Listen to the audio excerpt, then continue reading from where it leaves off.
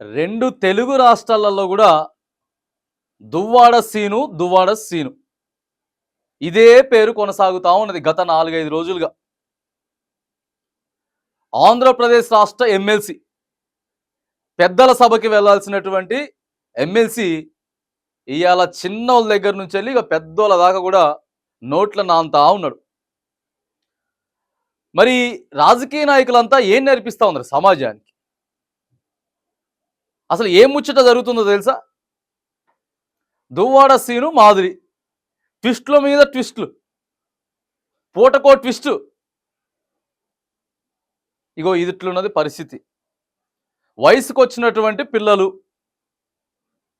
అయినా కూడా మరి ఇక్కడ ప్రేమ వ్యవహారాలు, ఇక దీన్ని ఇంగ్లీష్ పదాలతో పెట్టుకొని మేము అది కాదు చేసేది ఇది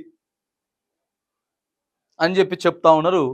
అసలు ఈ రచ్చ ఏంటో అర్థం కానటువంటి పరిస్థితి ఉన్నది తెలుగు రాష్ట్రాలలో. సోషల్ మీడియాలో ఫోన్ ఓపెన్ చేస్తే సాలిగా ఇదే ముచ్చట, ఇదే కథ, ఇది కథ. ఆ మాధురిని ఆమె ఇంటర్వ్యూ చేస్తే ఆమె చెప్తుంది, మేము రాజకీయంగా ముందుకు పోయినాం, రాజకీయ పరంగా ముందుకు పోయినాం, అంతే చెప్తే కలిసి ఉన్నంత మాత్రాన తప్పు చేసినట్టు అవుతుందా?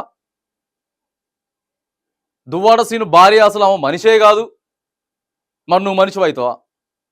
ఆమె మనిషి కానప్పుడు నువ్వు ఎట్లా మనిషి అవుతావు? అరే మొట్టమొదట పెళ్లి చేసుకున్నది కదా ఆమె. ఇక ఈసారి గురించి అయితే ఇక చెప్పనక్కర్లేదు. ఎంతో మంది గురించి విమర్శించేది, అట్లా ఇట్లా, వాడిట్లా వీడిట్లా. మరి నువ్వెట్లా?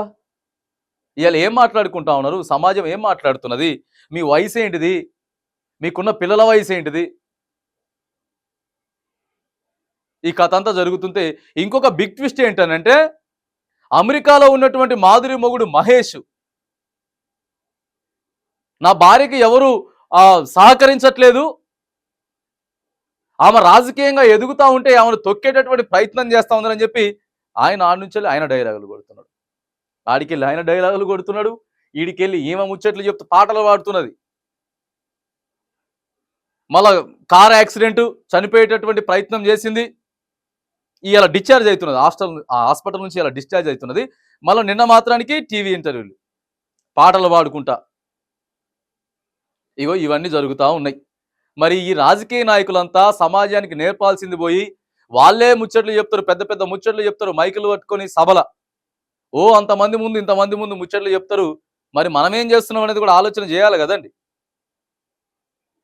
ఇక వదిలినాం, మేమైతే వదిలేటటువంటి పరిస్థితి అయితే లేదు, మేము ఇట్లనే కలిసి ముందుకు పోతామని చెప్పి కరాఖండిగా దువ్వాడ సీను మాధురి ఇద్దరు చెప్తున్నారు. మరి పాపం ఆమె వాణి మొదటి భార్య, ఇంకా మొదటి భార్య అంటే ఏమో రెండో భార్య ఇంకా కాలేదు, కానీ ఇక దువ్వాడ సీను భార్య. ఎన్ని ట్రోల్స్ సోషల్ మీడియాలో, ఎన్ని మీమ్స్, దువ్వాడ దువ్విండు అని.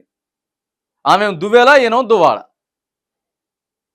దువ్వేల మాధురి, దువ్వాడ సీను, ఎన్ని వస్తున్నాయి. దువ్వాడ రగడ, దువ్వాడ రచ్చ, దువ్వాడ దున్నిండు చేసేటివన్నీ ఎట్లుంటాయి. టూర్లు, మళ్ళీ వీళ్ళు బయటికి టూర్లు, ఎంజాయ్లు, హంగామా అంత క్లియర్గా చెప్పుకునేటటువంటి మనం అడుగుతా ఉన్నాం. ఒక పార్టీని ఉద్దేశించి ఏం మాట్లాడతలేము, లేకపోతే ఒక దువ్వాడ సీన్ గురించి. ఎందుకనంటే ఇవి ఏ పార్టీలో ఉన్నా సరే రాజకీయ నాయకులు అనేది కంట్రోల్ చేసుకోవాల్సినటువంటి లిమిట్స్ ఉంటాయి, కంట్రోల్స్ ఉంటాయి. అవన్నీ చూస్ చేసుకోవాలా. మనం ఏ పొజిషన్లో ఉన్నాం, మనం ఏం చేస్తా ఉన్నాం, రేపొద్దుట బయటికి వెళ్తే సమాజం మన గురించి ఎట్లా మాట్లాడుకుంటుంది, మన ఫ్యామిలీ పరిస్థితి ఏంటి, మన రాబోయేటటువంటి రాజకీయ భవిష్యత్తు ఏంటి, మనం ఏ పార్టీలో ఉన్నాం, ఆ పార్టీ యొక్క భవిష్యత్తు ఏంటి, ఆ పార్టీ ఇలా ఏం మాట్లాడుకుంటున్నారు, మొత్తం జగన్ గురించి మాట్లాడుకుంటున్నారు. జగన్ ని ట్రోల్ చేస్తున్నారు. దువ్వాడ సీన్ మీకు అందరికీ తెలిసిన ఎట్లా అంటాడో తెలుసు కంటే ఇక ఇట్లా అంటాడు దువ్వాడ సీన్ అని చెప్తున్నారు.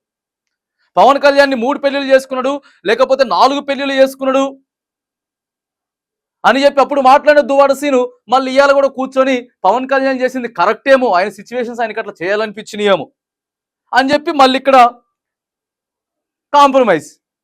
మనం మాట్లాడుతున్నాం, మనం రాజకీయాల్లో ఉన్నాం, ఒక హోదాలో ఉన్నాం, మనం పదవిలో ఉన్నప్పుడు ప్రతిదీ ఆన్ ద రికార్డ్ అవుతుంది. మనం చేసేటటువంటి ప్రతిదీ 24 hours నువ్వు ఎక్కడికి వెళ్తా ఉన్నావు, ఎటు పోయి ఎటు వస్తా ఉన్నావు, ఎవరితో మాట్లాడుతూ ఉన్నావు, ఏం తింటా ఉన్నావు అనేది ప్రతిదీ కూడా నీకు తెలియకుండానే రికార్డ్ అవుతా ఉంటది. సో అలాంటి పక్షంలో ఈ వయసులో ఉండి వీళ్ళు ఇట్లా ప్రేమ వ్యవహారాలు నడిపించుకొని సమాజం ఇదే ముచ్చట ఒక ప్రజల గురించి సంక్షేమం లేదు, ప్రజల గురించి వెళ్ళి ఒక సంక్షేమం లేదు, లేకపోతే ఒక అభివృద్ధి గురించి కాదు, లేకపోతే ఒక సమస్య గురించో కాదండి. ఈ సోషల్ మీడియా మొత్తం 2 రాష్ట్రాలు తిరిగొస్తా ఉన్నది, మొత్తం తెలంగాణ ఆంధ్ర మొత్తం తిరిగొస్తున్నది ఇక వీళ్ళ గురించి వెళ్ళి. ఏంది రచ్చ అని అడుగుతా ఉన్నాం. దువాడ ఏంది రచ్చ? సరే క్లైమాక్స్కి అయితే చేరుతా ఉన్నది స్టోరీగా, మేమిద్దరం అయితే కలిసే ఉంటాం అని చెప్పి ఇద్దరు చెప్తున్నారు. ఇక ఆయన కూడా అటుపక్క ఆల్రెడీ కాంప్రమైజ్గా ఉన్నట్టే ఇది ఉన్నది. సంవత్సరం నుంచి మరి వాళ్ళిద్దరికి మాటలు కొద్దిగా దూరంగానే ఉంటున్నారట. కానీ ఆయన కూడా మళ్ళీ ఎంట్రీ ఇచ్చిండు క్లైమాక్స్లో ఎంట్రీ ఇచ్చి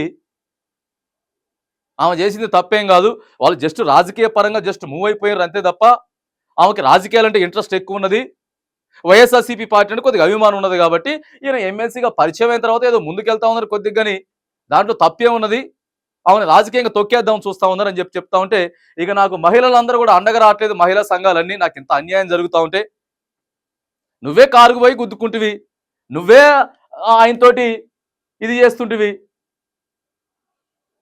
ఆడ ఒక కుటుంబం ఆగమైపోయే పరిస్థితి ఉన్నది, మళ్ళీ ఇక నాకే చెప్పాలని చెప్పి ఇక వీళ్ళు పెద్ద పెద్ద ఏదేమైనా కానీ ఇవన్నీ బంద్ చేసుకోవాలి.